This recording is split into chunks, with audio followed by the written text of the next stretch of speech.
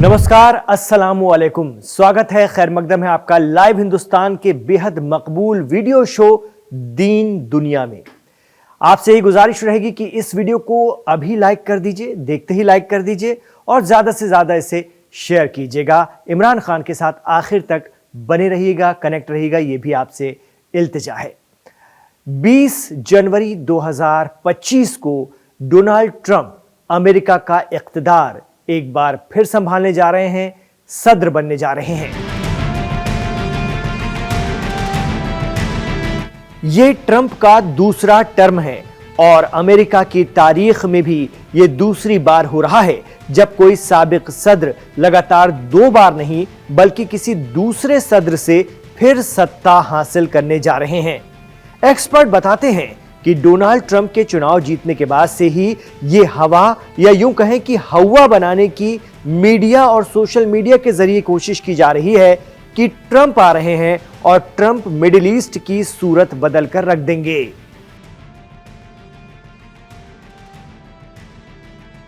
तो social media पर यह भी कहा जा रहा है कि ट्रंप के चुनाव जीतने के बाद ही सीरिया में तख्ता पलट हो गया और जब ट्रंप अमेरिका के सदर बन जाएंगे तो मिडिल ईस्ट बिलखुसूस गजा और लेबनान के नक्शे ही बदल दिए जाएंगे वगैरह वगैरह। इस तरह की तमाम तरह की बातें कही जा रही हैं।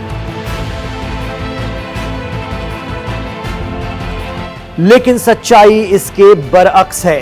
सोशल मीडिया पर चल रही चर्चा पर यकीन करें तो जब अमेरिका ने ईरान की पासदाराने इस्लाम की अल कुद्स ब्रिगेड के कमांडर जनरल कासिम सुलेमानी को इराक में एक ड्रोन हमले में मारा था तो उस वक्त भी अमेरिका में प्रेसिडेंट डोनाल्ड ट्रंप ही थे। बावजूद इसके अपने सबसे अहम कमांडर की मौत से गुस्साए ईरान ने उस वक्त इराक में अमेरिका के दूसरे सबसे बड़े एयरबेस को जबरदस्त निशाना बनाया था और उस वक्त भी प्रेसिडेंट ट्रंप ही थे। जी हां, इराक में अमेरिका का दूसरा सबसे बड़ा एयरबेस अल असद बेस। यह वियतनाम जंग के बाद पहला मौका था जब किसी मुल्क ने किसी अमेरिकी एयरबेस को तबाह कर दिया हो। उस वक्त के अमेरिकी सदर डोनाल्ड ट्रंप की नाक के नीचे ईरान ने यह कर दिखाया था। बताया जाता है कि बावजूद इसके उस वक्त अमेरिकन प्रेसिडेंट ट्रंप को इस हमले को लेकर प्रेस कॉन्फ्रेंस करने में 24 घंटे का वक्त लग गया था।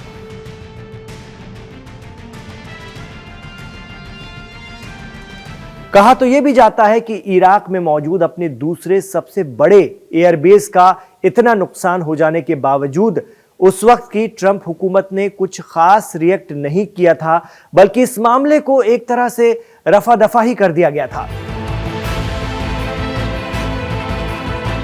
ऐसे में ट्रंप के फिर प्रेसिडेंट बनने से पहले मिडिल ईस्ट में बनाई जा रही हवा का जवाब देने का जिम्मा ऐसा लगता है इस बार यमन ने उठाया है।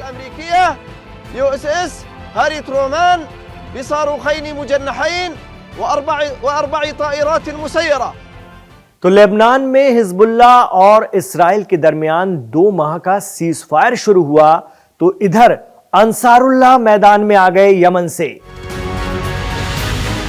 अगर हम पिछले 1.5 माह से यमन के हौसियों की आक्रामकता को देखें तो यह समझ आ रहा है कि वो बार बार इस्राइल, अरब और मगरिबी मुल्कों को जताने की कोशिश कर रहे हैं कि इस्लामिक रेजिस्टेंस या मुकावमत खत्म नहीं हुई है। यमन के हौसियों का रवैया बता रहा है कि वो आखिरी दम तक मुकावमत करेंगे। यमन के हौसी जंगजू और उनकी प्रोफेशनल फोर्स तो अब हर दूसरे दिन इस्राइल को निशाना बना रहे हैं, वो भी 2040 किलोमीटर दूर से।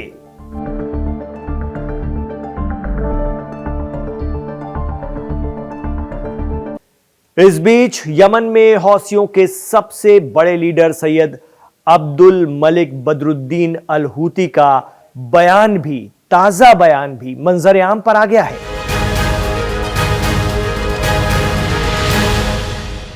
उन्होंने साफ कह दिया है कि यमन का हौसी कबीला तैयार है जंग लड़ने के लिए। यमन के 8 लाख लोग पूरी तरह से तैयार हैं प्रोफेशनल वॉर के लिए। हूती चीफ तो ये भी दावा कर रहे हैं कि यमन के करीब 1 करोड़ लोग अलर्ट हैं इस्राइल के साथ किसी भी तरह की जंग के लिए। با این تجمع‌ها و با حضور در عرصه‌های مختلف موضع خود را اعلام می‌کنند و نشان می‌دهند।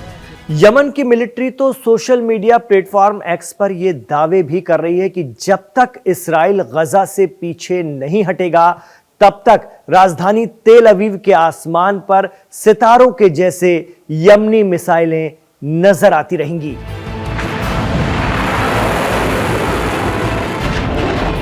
दरअसल यमन ने तेल अवीव शहर की तस्वीर के साथ दावा किया है कि हम आपको सोने नहीं देंगे।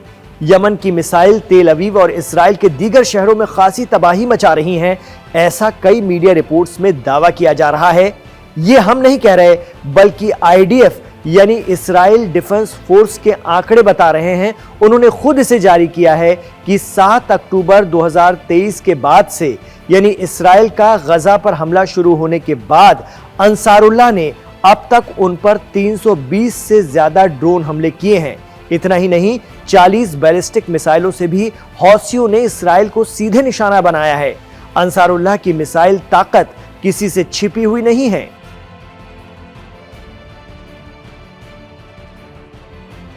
मीडिया रिपोर्ट्स के मुताबिक यमन से हौसी जंगजुओं के ताजा हमलों का इस वक्त मकसद इस्राइल के सबसे बड़े बिजली संयंत्र ओरोट रोबिन को निशाना बनाना है।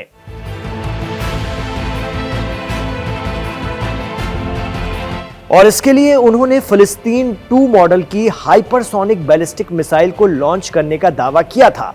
जानकार बताते हैं कि यह एक तरह की साइकोलॉजिकल जंग है, या यूं कहें कि जो मगरिबी और अरब मीडिया डोनाल्ड ट्रंप के सदर बनने को लेकर हवा बना रहा है और इससे रेजिस्टेंस के कमजोर होने के दावे किए जा रहे हैं, इसी के जवाब में ईरान और उसकी रेजिस्टेंस अपने तरीके से अपनी मौजूदगी और मजबूती का एहसास करा रहे हैं।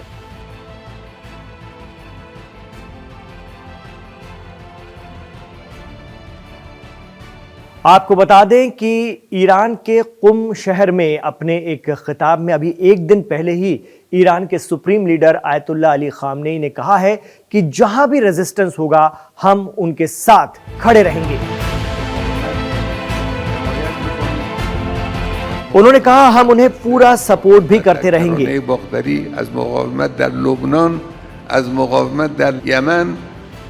از هر نقطه‌ای که در مقابل حرکت خباثت آلود رژیم صهیونیستی उन्होंने एक लफ्ज का इस्तेमाल किया, मां नजदीक कुल्ले हस्तीम, यानी हम पहाड़ की चोटी के करीब आ चुके हैं, या इसे यूं समझें कि हम अपने लक्ष्य, अपने हदफ के नजदीक हैं।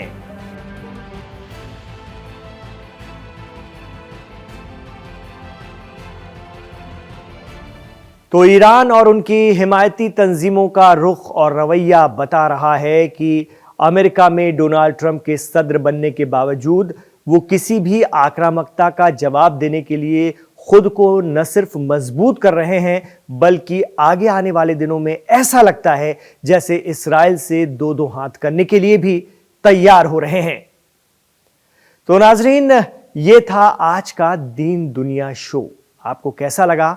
आप इसके बारे में क्या सोचते हैं? अपने राय, मशवरे और तासुरात हमें कमेंट बॉक्स पर ज़रूर बताइएगा। हमें आपके कमेंट्स का इंतज़ार रहता है।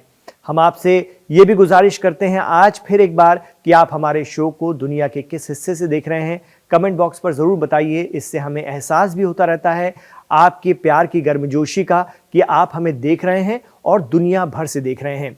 लगातार हमने महसूस किया, पढ़ा, देखा कि आपने इस एक हफ्ते में हमें दुनिया भर के अलग अलग मुल्कों से, उन मुल्कों से भी जहां से हम भी नहीं सोच पा रहे थे कि आप हमें देख रहे होंगे, आप लोगों ने हमें देखा। और हमें इस बात की खुशी है कि हिंदी और उर्दू जानने वाले दुनिया भर में फैले हुए हैं और दुनिया भर से इस शो को देख रहे हैं, प्यार दे रहे हैं। आपका बहुत बहुत शुक्रिया। आपसे यही गुजारिश रहेगी, अगर आप इमरान खान के साथ आखिर तक कनेक्ट हैं तो आपका सबसे पहले बहुत धन्यवाद, बहुत शुक्रिया। हमारे इस वीडियो को अभी लाइक कर दीजिए और इसे ज़्यादा से ज़्यादा शेयर कीजिए, आगे बढ़ाइए व्हाट्सएप के ज़रिए। आपसे ये भी गुजारिश रहेगी कि हमारे चैनल लाइव हिंदुस्तान को सब्सक्राइब जरूर कर लीजिए, क्योंकि इसके साथ जुड़ा है 10 मिलियन से भी ज्यादा सब्सक्राइबर्स का भरोसा, और अब जल्द ही ये 11 मिलियन होने जा रहे हैं। तो नाज़रीन, बहुत बहुत शुक्रिया। आज दीन दुनिया शो में इतना ही। इजाजत दीजिएगा और अपनी दुआओं में हमें हमेशा याद रखिएगा।